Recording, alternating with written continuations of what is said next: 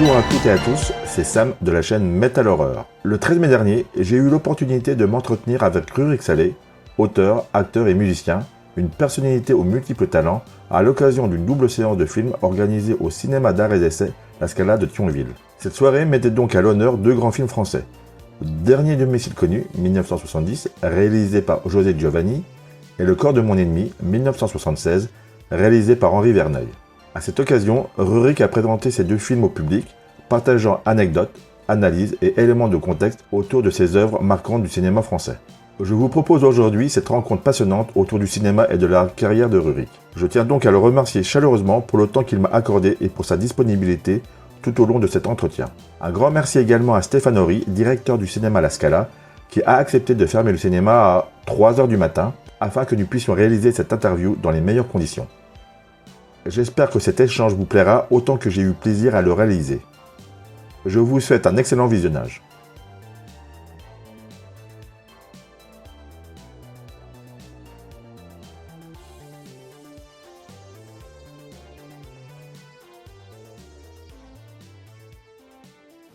Bonjour à tous, bienvenue sur ma chaîne Metal Horror. Alors, merci Rurik de venir faire une petite présentation sur ma chaîne, La Scala, enfin le cinéma d'essai La Scala à Thionville. Alors pour ceux qui ne te connaissent pas, est-ce que tu pourrais te présenter rapidement? Écoute, moi je suis acteur, musicien et scénariste. Scénariste, beaucoup de bandes dessinées maintenant, musicien, musique de film et aussi groupe sur scène et comédien dans des films. Et j'ai participé à l'écriture de beaucoup de bouquins comme Le cinéma français c'est de la merde, les 5 bouquins. Et la revue Distorsion, c'est un collectif une structure que j'ai créée. Et dans une vie précédente, j'étais journaliste pour Mad Movies, Impact, L'Écran Fantastique, Ardennes et Vie, tout ça. Et chroniqueur ciné aussi dans des émissions comme par exemple Plus ou moins Geek à la télévision. Voilà. Et je présentais aussi des émissions sur le site de Mad Movies. Mais en fait, moi je t'ai connu, je pense, par Mad Movies et vraiment en visu via Plus ou moins Geek. Ah ouais. Une émission qui date d'au moins... Plus ou moins Geek, ça devait être autour de 2010, un truc comme ça, ouais.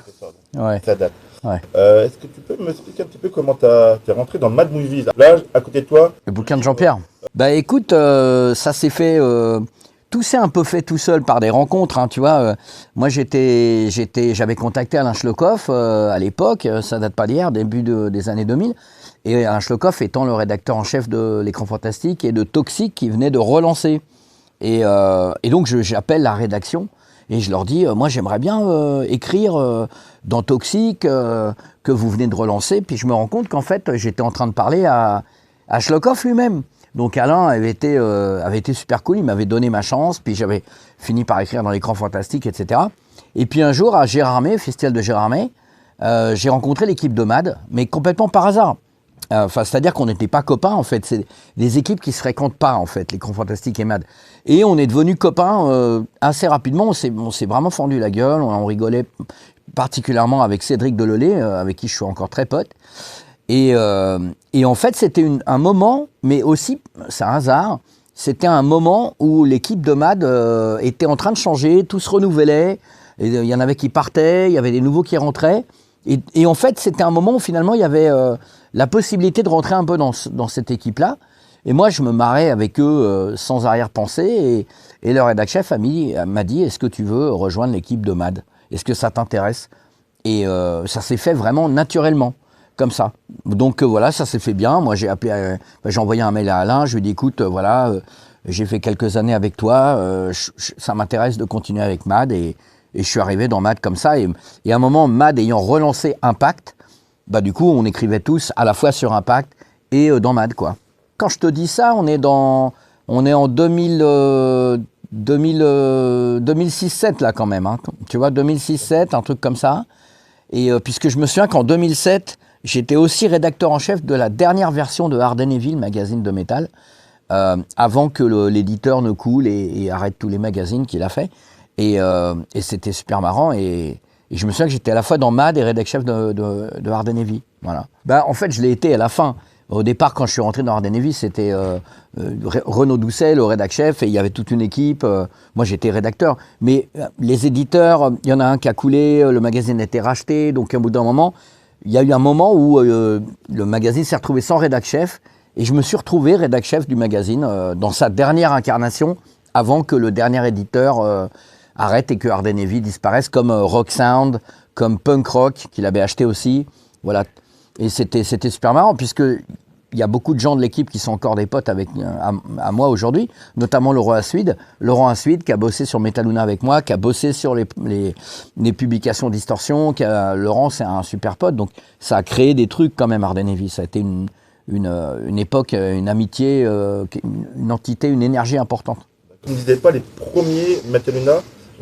Ouais, les fanzines qui sont là. Non, c'est vrai, je les lisais pas parce que effectivement, il y avait un côté rétro, ce qui est super. Moi, je trouve ça bien. Et puis Jean Depelay, qui était rédac-chef, est un mec super, c'est un copain. Évidemment, Jean-Pierre Puter, c'est tout. Mais c'est vrai que je lisais très peu. J'ai toujours peu lu les trucs qui sont dans le rétro. C'est pas trop mon truc, d'une manière générale. Mais j'avais rien ni pour ni contre, en réalité. C'est que le rétro, c'était très peu. Alors, il n'y a pas que ça. Je vois qu'il y a un truc sur le film d'Olivier Abou, Territoire, qui est vachement bien.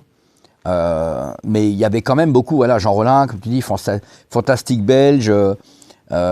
C'était moins mon truc, moi, la rétro.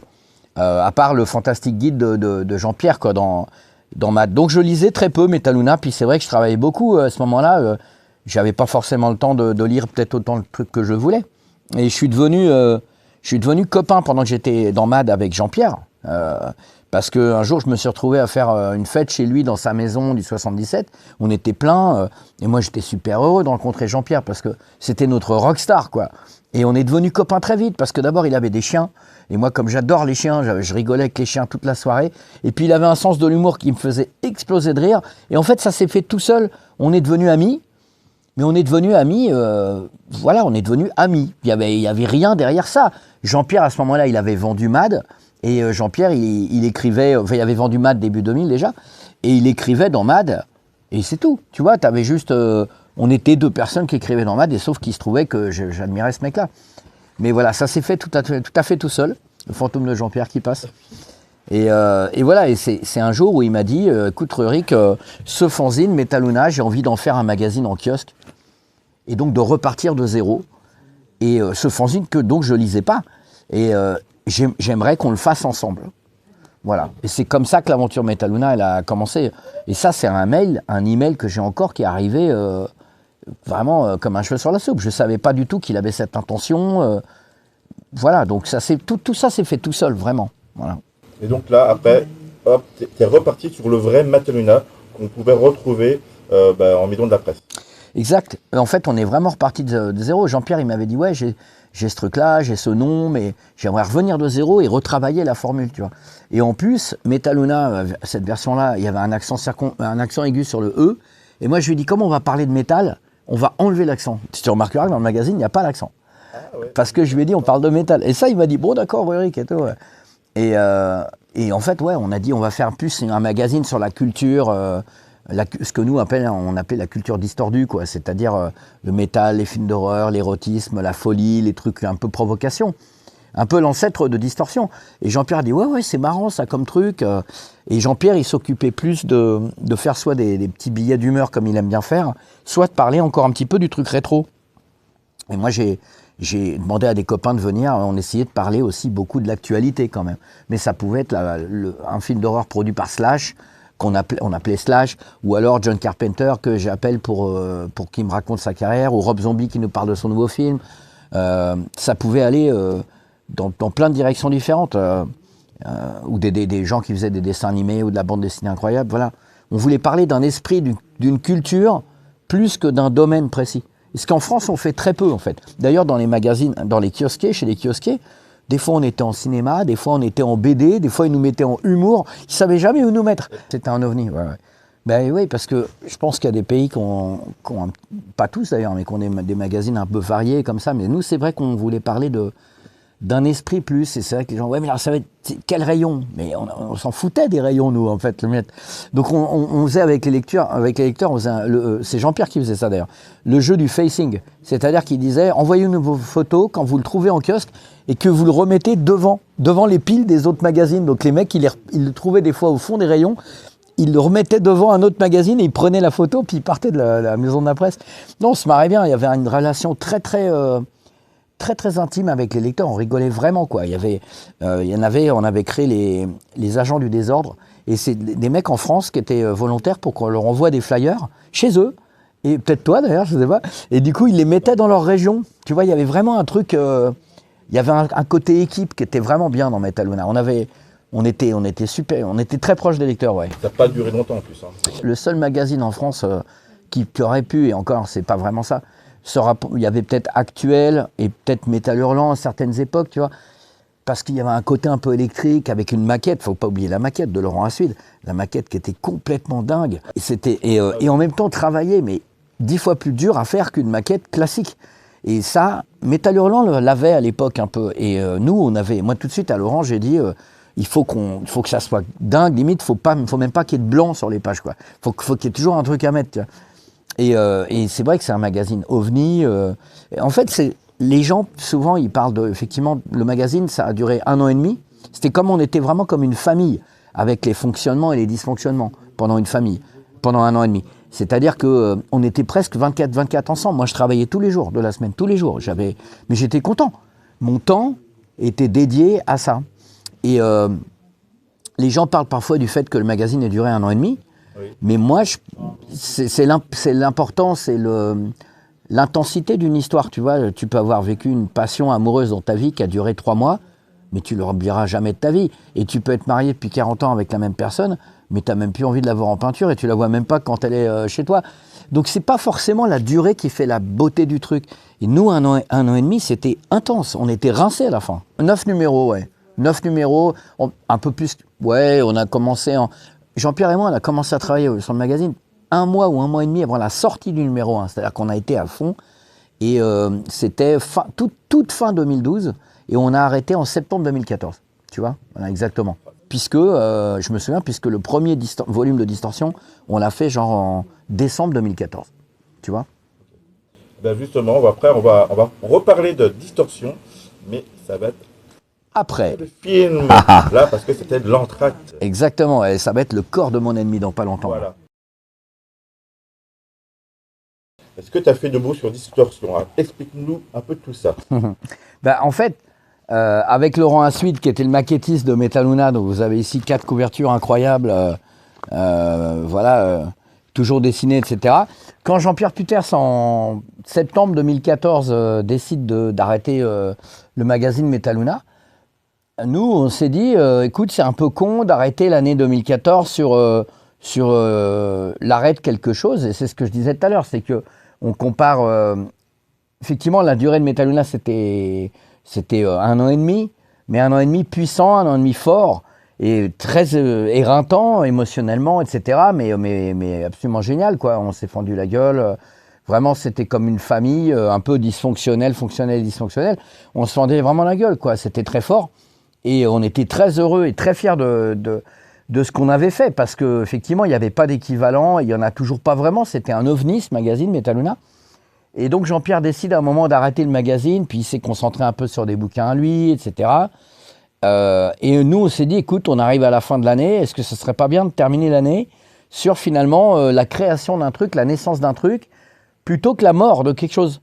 Et donc, tout de suite, on s'est dit, tu sais, on devait faire un Metaluna 10, ça s'est arrêté au 9, et moi, j'avais l'idée que ça soit Metaluna X, que ça soit Metaluna thématique un peu porno, tu vois. Donc, Metaluna 10 n'apparaît pas, et on se dit, tu sais quoi, puisqu'on arrête le magazine, dont j'étais rédacteur en chef, mais j'étais pas le patron du magazine. Donc, je me suis dit, on va créer une structure, Distorsion, et on va quelque part continuer un peu l'aventure.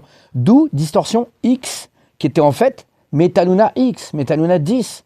Donc je faisais déjà une émission pour Metaluna qui s'appelait Distorsion, l'émission fiction. Et je me suis dit, tiens, le nom, il est bien, j'aime bien ce nom-là, quoi. On dit culture distordue, on dit... Voilà, donc on s'est dit, bon, on n'a vraiment pas réfléchi parce que le mois de septembre, on a dû un peu, comment dire, accuser le coup, tu vois, de la fin de Metaluna. Un magasin. Moi, j'ai eu des mecs de l'équipe qui m'ont appelé en pleurant, quoi. Vraiment en pleurant, hein, pas larmoyant. Ils avaient des larmes parce qu'il y avait un attachement au magazine qui était incroyable. C'était, on avait tout donné, tu vois, et on était très contents. Et finalement, c'est aussi bien que ça soit arrêté quelque part parce que, comme je disais tout à l'heure sur la scène, moi, je voulais déjà arrêter la presse. Et donc, pour moi, Metaluna, c'était bien de terminer avec ça. Et quand tu fais un magazine comme ça, enfin, en tout cas, c'est comme ça que moi, je le voyais. Ma vie, c'était ça. C'est-à-dire que je faisais des films, je faisais de la musique, mais je travaillais tout le temps, tout le temps. Je faisais énormément de choses, quoi. Et vraiment, on a mis le magazine nous ressemble. Donc, c'était... De toute façon, ça ne pouvait pas durer éternellement. Il y aurait eu un moment, si Jean-Pierre avait voulu continuer le magazine, il y aurait eu un moment où je lui aurais dit, écoute, Jean-Pierre, je vais arrêter, quoi. Tu vois, donc finalement le magazine s'arrête. Et donc on se dit, on va quand même créer nous, pour la fin d'année, un truc pour que l'année se termine sur une naissance. Donc en septembre, le magazine s'arrête et en décembre paraît Distorsion X, le premier qui n'était même pas envisagé en septembre. Et donc on a mis une partie de ce qu'on aurait dû mettre dans Metaluna 10 et puis on a fait plein d'autres choses autour aussi parce qu'il était beaucoup plus épais. Ça je sais plus, c'était 80 et quelques pages.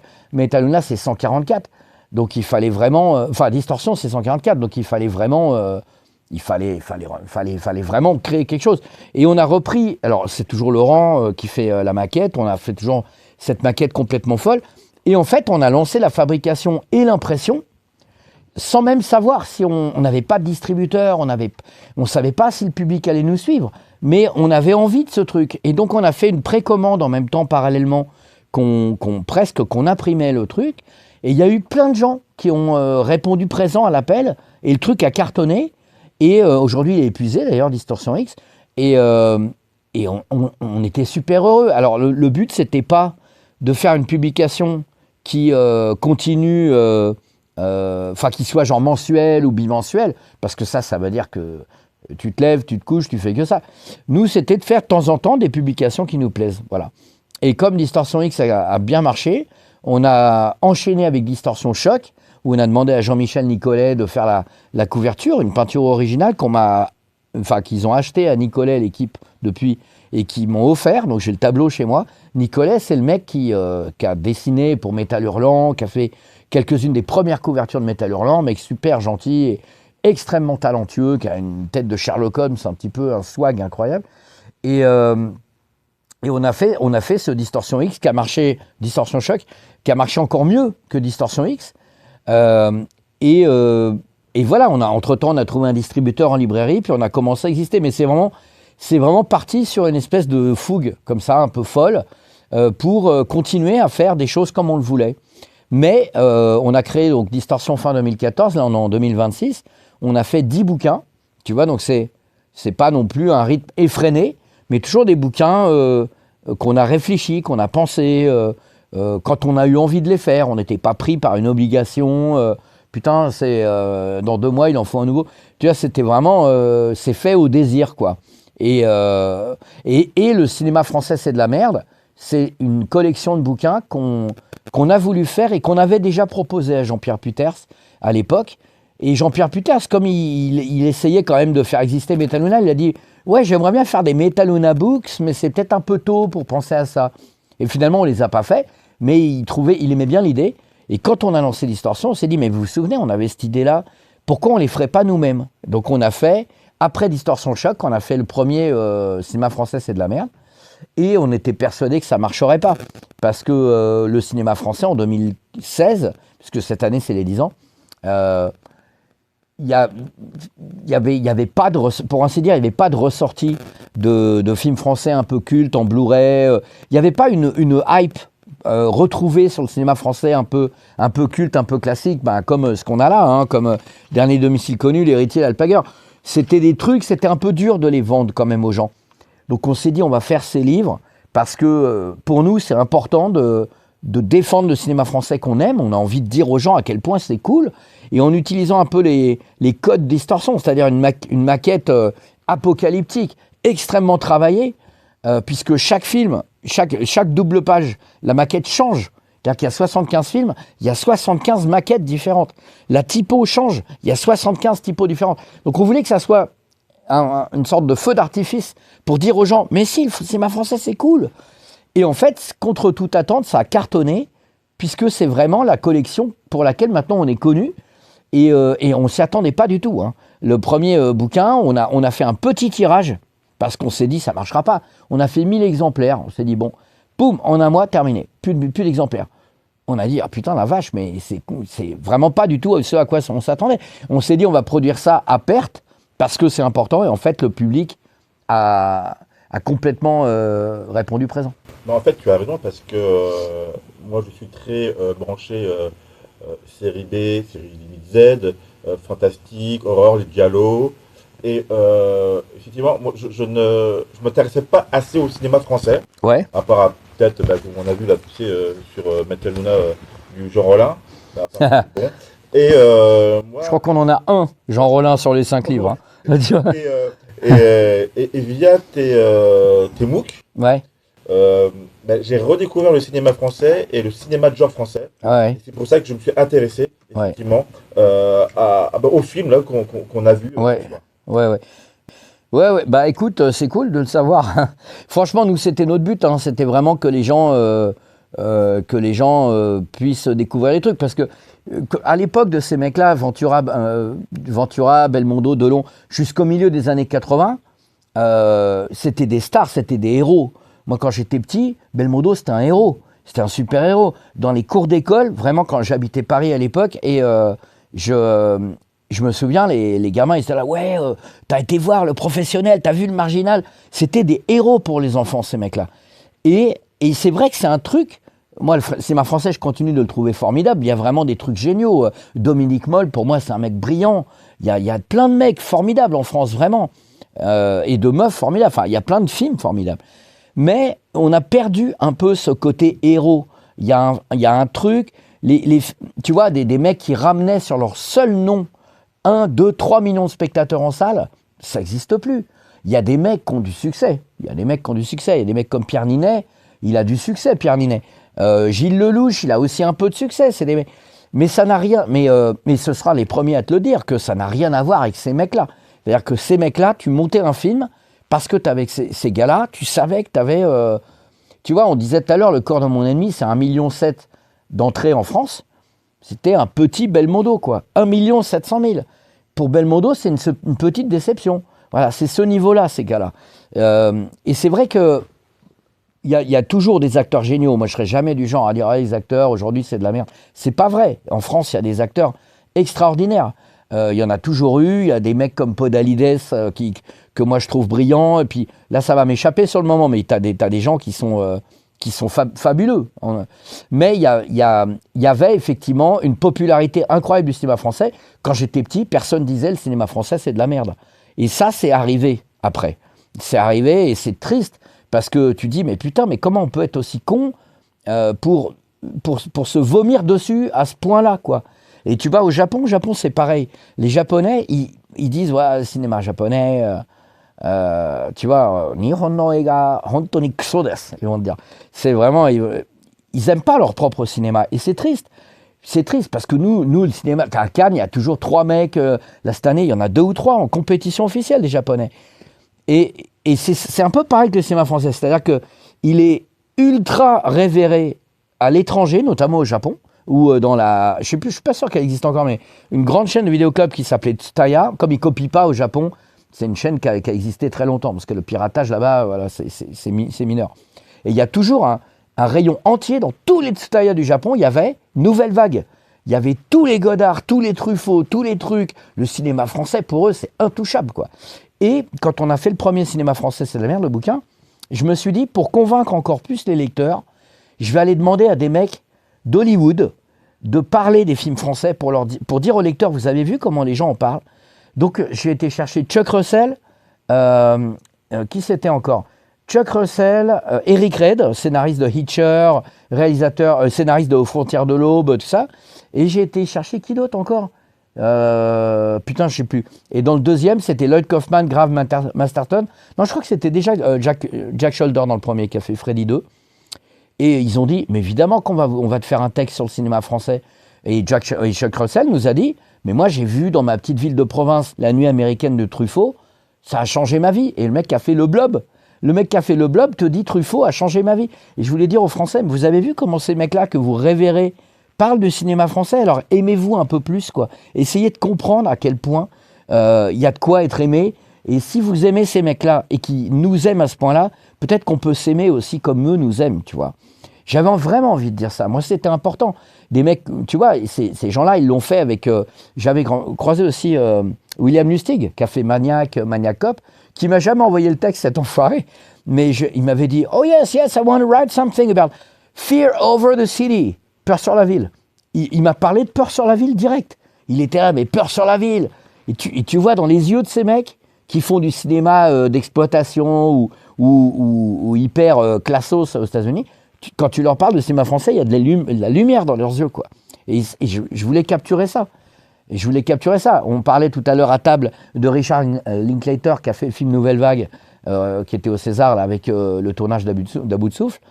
C'est un mec, je pense que pour lui, c'était un rêve de gosse de pouvoir parler de cette période qui le fascine. Alors certes, c'est les années 60, là, pour le coup. Mais le cinéma français il est magnifique, quoi. Il est magnifique, comme tous les cinémas. Il y a des choses formidables. Labro, c'est un mec dont on a mis presque tous les films dans les bouquins, parce que on en parle assez peu des films de Labro. On a mis L'Héritier, on a mis Le corps de mon ennemi, on a mis L'Alpagueur, on a mis comment il s'appelle, un truc avec Trintignant, j'ai oublié le nom, merde, ça m'échappe. On a mis La Crime avec Claude Brasseur. Sans mobile apparent. On a mis. Mais ouais, mais Labro, en fait, il est connu, l'étudiant étranger, il est connu parce que le mec de RTL et tout, mais en polar, c'est un mec génial. La Crime, moi, je trouve ça mortel. La musique, elle est incroyable, elle est fantomatique. Il y a vraiment des séquences où une meuf qui est morte il n'y a pas longtemps, d'ailleurs, un peu avant Labro, Dale Haddon, je crois qu'elle s'appelle, elle est dans la rue et elle est pourchassée par des gens, mais on ne les voit pas. Et elle sent qu'elle est chassée, encore un truc de fantôme. Et la musique avec des chœurs de femmes me hantait quand j'étais petit. Ça m'a fait peur. Et quand il est mort, ah merci. Stéphane Horry me donne une bière. Bah tiens, ça c'est une bière. C'est une bière pour les enfants. C'est le directeur de la Scala. C'est lui. Et alors, le vrai. Je sais pas si tu veux te montrer ou dire un petit mot rapidos. Ah, tu peux te montrer. Ou après coup. Le Sasquatch. Bon, après coup, si tu veux. Non, mais tu veux faire quoi? Il voulait juste dire qui tu étais. Voilà. C'est Stéphane Horry. Pas Stéphane Horrible, hein. Attention. Stéphane Horrible, c'est pas mal. C'est Stéphane Horrible. Mais tu sais, quand Dale Haddon est morte, la meuf de La Crime, j'ai posté sur Twitter à l'époque, j'étais encore sur Twitter, après j'ai arrêté, et j'ai tagué Philippe Labro, qui était encore dans ce monde, et pour parler justement de cette scène. Et il m'a répondu. Il a dit, ouais, Dale Haddon, elle était géniale sur ton âge. Et c'est quelques semaines, quelques mois avant qu'il décède. Moi, j'avais beaucoup de respect pour les films de Labro, qui est un vrai cinéma populaire, dont effectivement, on parle assez peu. L'Héritier, c'est génial. La musique de Michel Colombier, évidemment, Michel Colombier, incroyable, qui a aussi fait la musique d'ailleurs putain, il est tard maintenant, de l'Alpagueur, bien sûr, qu'on a repris avec Fugu Dal Bronx, qu'on a adapté, hein, parce que c'est génial ce cinéma-là. Enfin, voilà, c'est absolument formidable. Et c'est vrai que c'était doublé, tous ces films-là sont aussi doublés de très grands compositeurs. Faut pas l'oublier. Oui, c'est vrai, là on en parlait tout à l'heure, tu as fait des reprises de plusieurs titres de musique, de films. Ouais. Donc si tu peux m'en dire rapidement. Bien sûr, bien sûr. Et puis après on va aborder... Mais si tu veux. Non, mais en fait, on a fait, avec mon groupe Fugu Dal Bronx, on a fait des adaptations. Parce que c'était pas des reprises, parce que on a fait une adaptation du Corps de mon ennemi, et on a fait une adaptation de l'Alpagueur, justement, que j'ai appelé Le Grand Siècle, puisque Le Grand Siècle, c'est la marque de champagne que file Bruno Kremer à la fin, quand il se bastonne dans le truc, il dit si vous me permettez, je vous conseillerais Le Grand Siècle Laurent Perrier. Et en fait, et Belmondo attendent que l'Alpagueur comprenne, que je ne sais plus comment il s'appelle le méchant, mais Bruno Kremer comprenne qu'en fait le gars est là pour le tuer, quoi. Bref, j'ai appelé ça Le Grand Siècle. Alors c'est des adaptations de musique, de films, parce que les thèmes originaux sont tellement formidables que ça sert à rien de le reprendre tel quel. ça sera moins bien. Puis je vais dire, ouais, bon, bah, t'as repris le truc de Michel Colombier. Pourquoi reprendre? L'original est formidable. Donc, ce qu'on a fait, c'est qu'on s'en est inspiré, on les a déstructurés pour essayer d'en faire autre chose. C'est plus des hommages, bien sûr, en reprenant certains thèmes mélodiques, parce qu'on n'avait certainement pas la prétention de vouloir se comparer au travail de ces mecs-là, les Francis Lay, donc, on en a fait des adaptations personnelles pour laisser l'original tel qu'il est, parce que les reprises telles quelles, pour moi, ça n'a aucun intérêt. Et c'est toujours moins bien. Et il y en a, Dieu sait qu'il y en a beaucoup des comme ça. Et c'est pour ça qu'on a fait le vinyle l'année dernière, qu'on a sorti avec Distortion, puisqu'on a un label qui s'appelle Distor Noise, et un disque qui s'appelle Abus de soufre, puisque dessus on voit Godard déguisé en Johnny Hallyday dans Terminus. Et on a demandé à plein d'artistes de faire comme ça des reprises ou des adaptations. Didier Super nous a donné deux morceaux. Il a repris La Boom et il nous a filé une reprise de Johnny Hallyday qu'il n'avait jamais sortie. Musique Post-Bourgeoise a fait une adaptation qui s'appelle Dark Vador, c'est Fantomas. Absolument incroyable. Et nous, on a fait en solo. Moi, j'ai fait avec Jean-Pierre Calfon et Manard une adaptation de la musique de Rue Barbare, version un peu black metal atmosphérique, pour lequel on a fait un clip aussi. Et avec Fougue de la Bronx, on a repris l'Alpager. On a aussi Heroina qui a repris Dernier Domicile Connu. Voilà, enfin, on a vraiment... voilà, c'était une autre création Distorsion, puisqu'avec Distorsion, on a fait une bière, même à un moment, qui s'appelait la Distordue, avec une sorcière dessus, c'était transparent, et une espèce de sorcière qui avait un diable dans le ventre, et plus tu buvais, plus le ventre se vidait. Et le petit diable, le dessinateur, je lui avais pas demandé, il m'a dessiné en plus, cet enfoiré. Et il m'a rajouté comme étant le fœtus de cette sorcière. C'est complètement fou la bouteille. Bière incroyable, bière bio. Voilà, donc Distorsion, c'est une sorte de nébuleuse créatrice, puisqu'on a aussi coproduit le court-métrage Zmiena, qui est une adaptation de la Métamorphose de Kafka, qu'un réalisateur voulait me faire jouer. Et quand il n'arrivait pas à trouver les fonds, on a fait un crowdfunding, on a réussi à le tourner. Et j'ai fait la musique de ce film-là. Et le film, réalisé et écrit par Pierre Renverso, a eu 101 prix internationaux. On est très contents. Dernière ligne droite de la soirée, parce qu'il est quasiment 2h30 du matin. C'est vrai. Puis, le cinéma va fermer. Stéphane Horry fait seulement semblant de s'occuper, parce qu'en fait, c'est une manière de dire j'en ai ras le cul. Ouais. Et donc, ton dernier projet, là, c'est... tu vas nous montrer, puis comment tu as eu l'idée de faire ça, et voilà. Allez. En fait... moi, je lisais beaucoup de bandes dessinées quand j'étais petit. Marjorin, c'était ma rockstar. J'avais Marjorin et Bachung, c'était mes rockstars. Et j'ai un peu lâché la bande dessinée à un moment parce que y avait un côté un peu franco-belge, un truc un peu classique dont je me suis lassé, moi, en grandissant. Mais au bout d'un moment, je suis revenu à la bande dessinée par une nouveau pan de la bande dessinée. Je lisais beaucoup Métal Hurlant quand j'étais petit. J'étais vraiment petit pour le lire, hein, mais pour moi, c'était fascinant, Métal Hurlant. Et c'est vrai qu'à la mort de tous ces trucs-là, j'ai un petit peu moins... suivi, et puis je suis revenu un peu à la BD, mais un peu en distance. J'avais pas du tout prévu des scénaristes de bande dessinée. C'était pas du tout l'idée. Moi, j'avais toujours écrit des synopsis, des scénarios, des traitements pour des choses qui auraient pu devenir des séries télé, qui auraient pu devenir des films.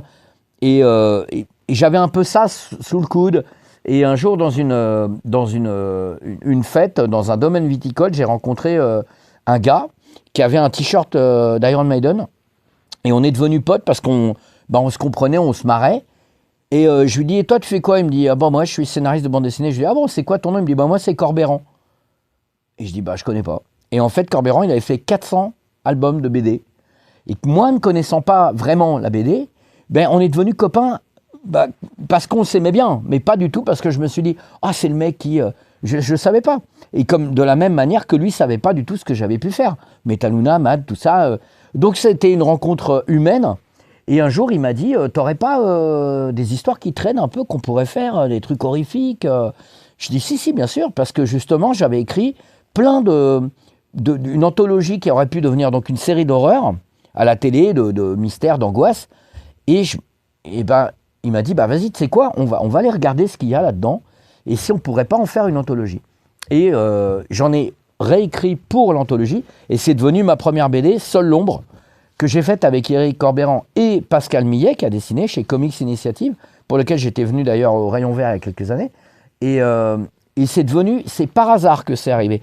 Et j'ai trouvé que c'était un médium formidable parce qu'on était, on n'était pas dans le cinéma, on n'était pas dans l'histoire écrite, on était dans un monde à part qui permettait des choses exubérantes parce que la BD, il n'y a pas de limite.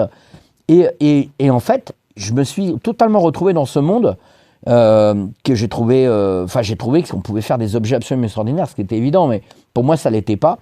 Et donc, on a enchaîné sur une autre BD qui s'appelle Psycho Inferno, toujours ces comics initiatives avec la même team, qui a mis un peu de temps à se faire, mais qui sort maintenant en octobre. Et troisième projet, c'était ce truc-là.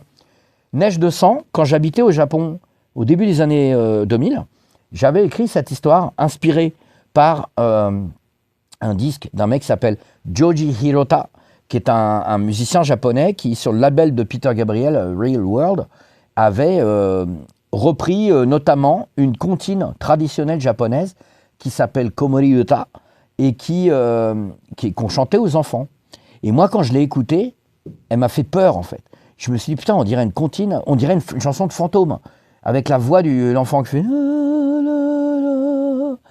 Et avec les gammes japonaises, ça commençait à me terrifier. Et je me suis renseigné sur l'histoire de cette comptine, et Hirota racontait que c'était une comptine traditionnelle qu'on chantait à l'époque, il y a quelques siècles, et on racontait que des samouraïs, passant par un village, avaient entendu une nounou chanter ce truc, donc ça leur avait rappelé leur famille laissée loin derrière. Et donc c'était une comptine qui était traditionnellement liée un peu aux samouraïs. Et à partir de là, a commencé à germer une histoire dans ma tête, avec la comptine au milieu, avec des samouraïs qui traversent un village, mais peut-être qu'ils ne sont pas perçus comme il le faut, peut-être qu'il s'est passé quelque chose à cause de ça, et qu'il y a une sorte de malédiction qui pèse sur le village, et j'ai imaginé cette histoire, qui est celle d'un village japonais qui, en plein été, voit le jour qui ne se lève plus, et la neige qui se met à tomber, et ils ne peuvent plus sortir de cet enfer, jusqu'à ce qu'ils aient réglé le problème, puisque il y a des sortes de trucs, choses qui reviennent dans ce village, et visiblement il y a un secret dans le village qui n'a pas été réglé, et le jour ne se lèvera plus tant qu'on ne l'aura pas réglé. Et c'est l'histoire donc de Neige de sang, et j'avais écrit ce truc à la base pour je me suis dit ça ferait un super film, et au début j'avais parlé à un producteur comme ça de façon informelle, il m'avait dit oh là là, le Japon, la neige, t'es en France, improduisible. Donc j'avais foutu le truc, mais sur une étagère, quoi. Et je l'ai ressorti en disant, mais putain, mais on peut faire un album avec ça. Et Neige de sang, c'est vraiment au mot près ce que j'avais écrit pour le film, avec la morale, c'est comme un conte, hein, plus que c'est un truc fantastique, horrifique, il y a des petits côtés The Thing, quelque part, mais c'est surtout un conte qui parle de l'amour, qui parle du temps qui passe, qui parle de l'attente, qui parle de la déchirure de se voir séparé de quelqu'un, qui sont des thèmes qui me parlent énormément, et qui sont aussi des thèmes qu'on retrouve beaucoup au Japon, puisque au Japon, il y a cette conscience et acceptation du temps qui passe, de l'éphémère, et le temps qui passe, pour moi, c'est quelque chose qui est vraiment très présent dans les choses que j'écris. C'est d'ailleurs des choses qui sont aussi très présentes au Dernier domicile connu et dans Le corps de mon ennemi. Le temps qui passe, la douleur de l'absence. Voilà. Donc c'est une sorte de conte horrifique sur le destin auquel il faut faire face et sur l'amour qu'on attend pendant des siècles. Voilà. Et j'en suis très content. Et Eric, avec qui j'ai adapté l'histoire en scénario de BD, a suggéré de faire appel à Jeff Martinez, qui est le dessinateur, mec génial et super dessinateur, incroyable, parce que c'est de la vraie peinture, hein. C'est pas de l'infographie, c'est du vrai dessin. Et quand on avait des corrections à faire sur, par exemple, il y a une volonté dans la BD d'être dans une véracité absolue par rapport au Japon, que tout soit juste, que ça soit pas un Japon fantasmé, mais que ça soit le Japon. Et comme ça se passe dans les années 70, on a vraiment fait gaffe à ce que les mots soient justes, à ce que les noms soient justes, à ce que tout soit juste. Et à un moment, dans l'histoire, il y a une petite auberge tenue par une dame qui s'appelle Makiko. J'ai donné au personnage le nom de mes vrais amis japonais. Et on a recherché exactement comment s'appellerait ce type d'auberge dans ce type de village. Et je me suis rendu compte à un moment qu'on a fait une erreur. J'ai dit à Jeff, merde, c'est pas les bons kanji et tout. Ben, il a fallu qu'il retouche la peinture. C'était pas une histoire de calque. Donc c'est une vraie œuvre d'art quoi, de sa part. Et on est très content de Neige de sang. On est vraiment très fiers de ce truc-là. On a eu des super retours. Il y a une grosse exposition à Saint-Brieuc au mois de fin juin jusqu'à mi-septembre. Il y a une exposition sur le port de Saint-Brieuc. En extérieur, il y a 15 planches d'1,50 m qui vont être exposées. Donc c'est vraiment... c'est incroyable quoi, que finalement elle existait. Moi je me souviens encore quand j'étais à Kobe, à côté d'Osaka, avec ma copine de l'époque, et que je lui racontais l'histoire, et elle était là, « Oh, did you write the story yourself ?» Et ça me faisait marrer, et je me dis, ah bah oui, ça me fait plaisir. Et je me doutais jamais qu'en 2026, ça sortirait chez Ankama, mais écoute, c'est une réalité, avec en plus une petite citation au début de Bachung, puisque Bachung, je vous l'ai dit tout à l'heure, c'était mon héros, et il parle dans une chanson qui s'appelle « Je tuerai la pianiste ». C'est Gérard Manset qui a écrit les paroles, je crois, avec lui. Et il parle justement du fait que tu puisses en venir jusqu'à tuer quelqu'un pour montrer au monde la puissance de l'amour qui vous habitait, quoi. Voilà. Merci beaucoup, parce que là, je vais encore plus apprécier la BD par rapport à ce que tu m'as dit là. Tu vas la racheter une 3e fois, parce que là, il y en a déjà 2. Hein. Oui, alors, un pour moi et un pour une autre copie pour une amie. On Très va bien. finir là, parce qu'il est très tard. Il est très tard et Stéphane Horry dort. Stéphane Horry est dans un sac de couchage, là, à côté de nous, il faut le savoir. Je le remercie, hein, je remercie beaucoup à Stéphane. Tes prochains projets, parce que là, tu en as beaucoup. Ben, les prochains projets, écoute, on a des projets BD sur lesquels on travaille en espérant que ça puisse exister, parce que c'est des projets auxquels on tient beaucoup. Il y en a un qui se passe en Japon et il y en a un qui se passe... Oh, attends, T'es bien reçu ici. Oh putain la vache. Un éclair vert à 2h du matin. Only at the Scala. Oh là là là là. Non mais il y a, les projets sont, il y en a un qui se passe au Japon, l'autre qui se passe à Paris. C'est toujours des choses assez tragiques mais assez fortes. On va voir ce qui se passe par rapport à ça. Et puis avec mon groupe Fugudal Bronx aussi, on travaille sur des enregistrements, on va reprendre les concerts. On aimerait bien d'ailleurs jouer dans la région parce qu'on aime bien la région. On aime vachement jouer, bizarrement, en dehors de l'Île-de-France. Voilà, partout ailleurs en France même. Tant mieux. Ouais. Ça nous arrange. Mais on aime aussi l'Île-de-France. Mais j'aime beaucoup aller dans toutes les autres régions en réalité. Et voilà. Et au niveau du cinéma, j'ai tourné un court métrage de FJ Ossan il y a 2 mois. C'est un super mec, FJ Ossan. C'est un court-métrage ? C'est un court, ouais. J'ai cru que c'était un long. J'adore ce film. En fait. J'étais un fan du Trésor des îles Chiennes. Bah ouais, le Trésor des îles Chiennes. C'est génial. Bah ouais, FJ Ossan, c'est un réalisateur à part. C'est un bon copain qu'on s'était rencontré à Séoul, en Corée du Sud. Et c'est un mec incroyable qui est très drôle, très cool. Et qui avait fait plusieurs films avec Joe Strummer. Et qui a aussi fait un film 9 doigts avec Gaspard Ulliel, notre ami qui était un mec très gentil, Gaspard Ulliel. Donc, paix à son âme, encore un fantôme maintenant avec nous. Et donc voilà, j'ai tourné ce film qui s'appelle Tombe des rêves. Et il faut le préciser que c'est tourné en 16 mm, ou en super 16 mm, en noir et blanc. Et on était dans des conditions apocalyptiques parce que c'était en Bretagne.